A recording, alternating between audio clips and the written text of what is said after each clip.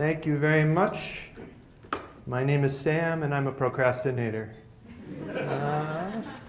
I'm well acquainted with the instant gratification monkey, and when Dr. Raja was presenting and showed the cookie, I had an immediate, very strong desire to go get a cookie right now, and I had no desire whatsoever to get a carrot. So my talk today is called Poverty in the United States: Who's Poor, Why, and What We Can Do About It.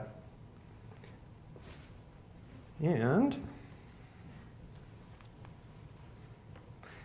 there we go. Here in Buffalo, New York, a city is being reborn. We're rediscovering our downtown and our waterfront. Developers are rushing to build luxury apartments. And yet, over half the children in the city are living in poverty. You can find similar stories in cities across the United States, which is both the wealthiest nation in the world and also a place in which 1 out of every 5 children is living in poverty. Can you have a renaissance if it leaves so many people behind? Can a nation be great when it is so unequal? Today we're going to talk about who's poor, why, and what we can do about it. So let's start by asking, who is living in poverty? Imagine that you are a photographer for Time magazine. The editor calls you because she wants to do a cover story based on the latest census figures, which show that over 40 million people are living in poverty in the United States. Find me the most typical poor family that you can, she says, and we'll put them on our cover. So our job now is to find that typical family. Where should we go to look for them? A city, a suburb, or a rural area? If you answered a city or a rural area, you're wrong. There are more people in poverty that live in the suburbs. Should the typical impoverished family for our cover story be white, black, or Hispanic? According to census figures, the most typical race would be white. Should we be looking for a large family or a small one? The average family living in poverty has only 1 or 2 children. How much education will that typical parent in poverty have? Should we be looking for a high school dropout or someone with a diploma? Turns out that most people living in poverty have at least a high school diploma, and many have at least some college. All right, now we've got our Time magazine cover. It's a white mom with 1 or 2 kids living in the suburbs with a high school diploma hanging on her wall. Now imagine that we ask all Americans to close their eyes and picture a family living in poverty. Are they seeing the same picture that we are? Why do we have such erroneous views about poverty? One reason is stereotyping. But another reason is that when we think about poverty, we tend to think about the places and groups where the poverty rate is highest. In other words, we confuse what is disproportionate with what is typical. Because it is true that poverty rates are higher among people in cities than people in the suburbs. It's just that today, many more people live in the suburbs than in the cities. So even though the poverty rate is lower in the suburbs, the total number of impoverished people is higher. So let's take a metropolitan area with 1 million people in it, of whom 300,000 live in the city and 700,000 in the suburbs. Even if the poverty rate in the suburbs is only 10%, while the rate in the city is 20%, there will still be 70,000 poor people in the suburbs compared with 60,000 in the city. Similarly, it is true that the poverty rate among African Americans is 2.5 times higher than that of whites, 26% compared to 10%. But there are 200 million whites in the United States and only about 41 million blacks. So there are still almost twice as many whites living in poverty as blacks. Which helps to explain why our typical person living in poverty might look something like this.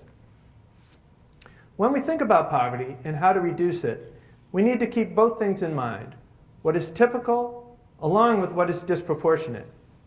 If you were designing a program to serve people in need, it would be important to realize that most of your clients live in the suburbs. At the same time, you would also want to realize that the city was suffering from a much higher poverty rate than any individual suburb was. Now let's ask, why are people living in poverty? When we ask the question of why, it matters a great deal whether we are talking about individuals, groups, or societies. To understand why, let's do a quick thought experiment. Imagine that there are 100 of you in the classroom today, and that none of you had breakfast or lunch.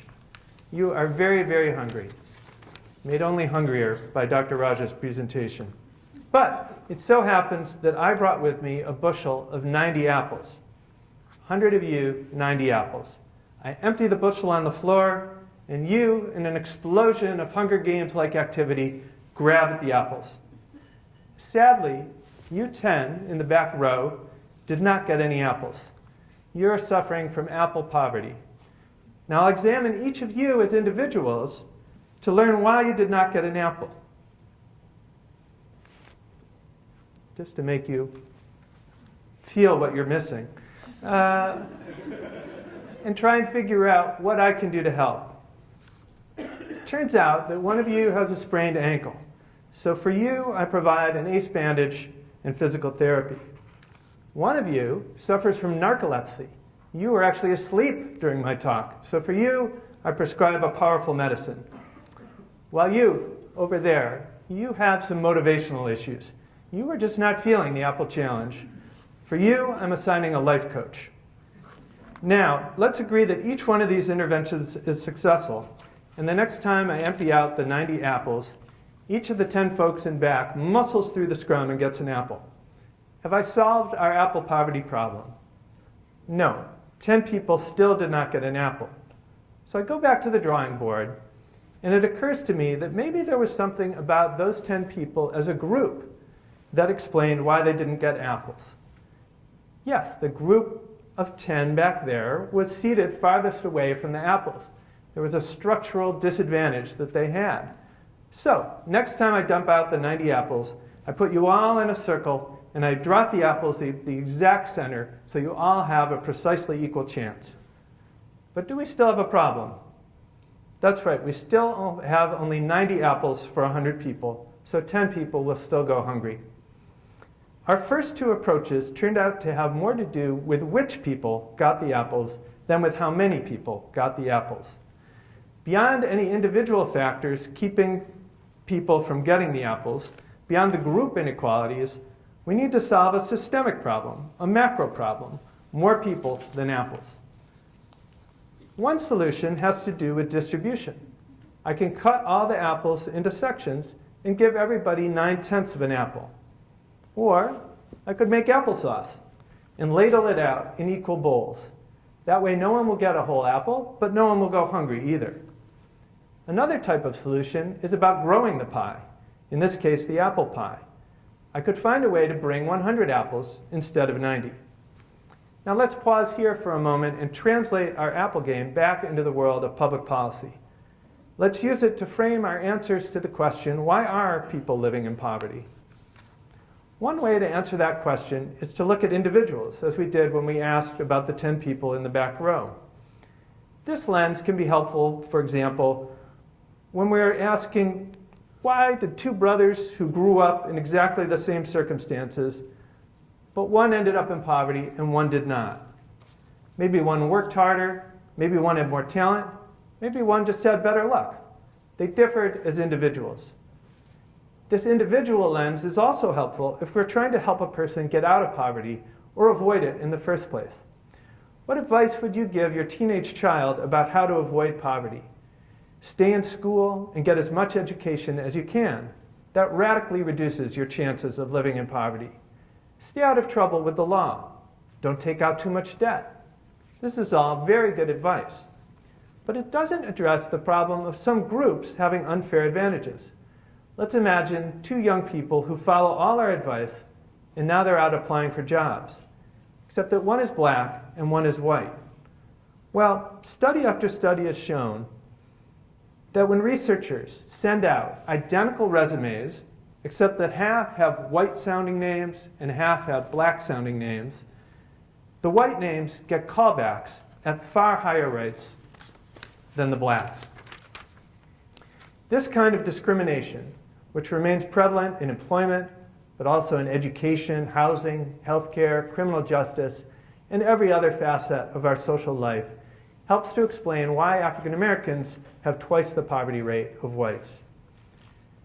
But remember, even when we move from the individual to the group, we are still talking about which people, not about how many people, are living in poverty. To zero in on this distinction, let's talk about education. Education is the single best way for an individual to avoid being poor. But when it comes to the macro level, education is a surprisingly weak factor. Why? Think about the job market here in Western New York. About 1/3 of the jobs that we have are low-wage jobs in the service sector, with a median income of less than $26,000 a year. These are people working as cashiers, food servers, daycare workers, nursing home aides. They're all doing important work, vital to our economy, but many of them are not earning enough to keep a family out of poverty. Now let's say that every single one of those workers earned a PhD. Will we have eliminated poverty? No. Somebody still needs to do all those jobs. And if the jobs pay poverty-level wages, then the people who work them will be living in poverty. 7-Eleven will not pay a cashier more because she has a PhD in economics. It's as simple as that. Education is better at predicting which people live in poverty than how many. To understand our apple example at the macro level, we had to look at how many apples are being brought and how they are being shared. To understand poverty at the macro level, we need to look at how many living wage jobs there are and how the wealth that they create is being shared. It's this society-wide lens that helps us to understand why the poverty rate goes up and down. How did we cut poverty among senior citizens dramatically in the 1960s? It wasn't that senior citizens as individuals made better choices. It was that we changed national policy to raise their incomes with programs like Social Security and cut their expenses with programs like Medicare.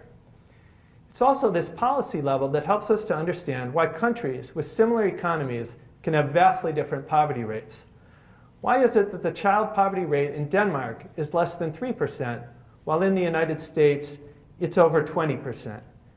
Denmark and the US have made different policy choices about how to share their apples. Now let's talk about solving poverty. The good news is, when it comes to understanding poverty at the macro level, it's surprisingly simple. Solving poverty is not like curing cancer or sending people to Mars. Because poverty is in many ways a straightforward problem. It means that your income is too low and your expenses are too high. And so reducing poverty means choosing public policies that raise people's incomes and lower their expenses. Let's talk first about raising incomes. The key to income for most people is wages, and there are some tried and true ways to raise wages. One is to raise the minimum wage. The current federal minimum wage is $7.25 an hour. That's very low. In the late 1960s, the minimum wage was worth over $10 an hour in today's dollars.